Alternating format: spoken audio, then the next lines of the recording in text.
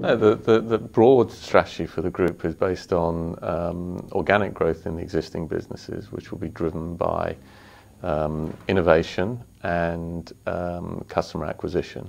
We have some great products already, but as we take those products to more and more customers, we find the opportunity to improve them further, and that becomes a sort of a fulfilling circle, self-fulfilling circle, where we can then go back to some of our old customers with the new products we developed for those new customers and grow the business that way. So organic growth is about innovation and customer acquisition on a global basis.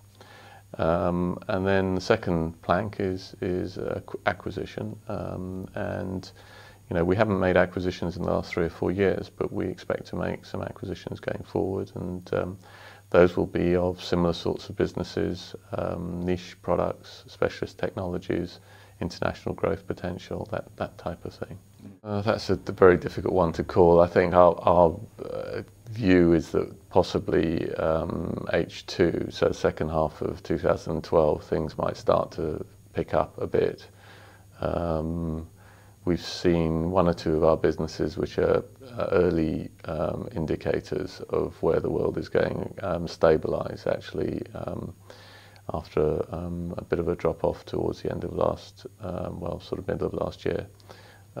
So I think H2, our base case is H2 2012, things will start to get better, but we don't see a fast pickup at all. We see sort of a gradual long plod for the next 3 or 4 years in terms of the overall economic environment. I think we can do much better than that through the organic growth that I mentioned. Okay, and you export the bulk of your... Yeah, 65% of what we do goes overseas, and that literally goes all over the world. I mean, I think we sell in about 100 countries. So a lot of it presumably goes to Europe. How concerned are you about the Eurozone situation? Yeah, quite concerned. We've seen our European business suffer more than anything else. But if you take UK out, and the UK is a little bit different because of we have business in the UK, more business in the UK because of transport cost issues. But if you take that out, our non-UK European business is only about 20-25% of what we do. So, we don't expect that to do very well over the next year or 2, but we do think our US business, which is picking up nicely, and we think our Southeast Asia business will do well over the next 2 to 3 years. Okay, some people talk about corporates should invest more cash that's on their balance sheets. What's your take on that? Yeah, I think they should. I think I can understand why they're not investing as much as they could, because the economic environment is uncertain, and so people will wait. But of course, if you wait, you're just exacerbating the problem. So, my view is that this is an area that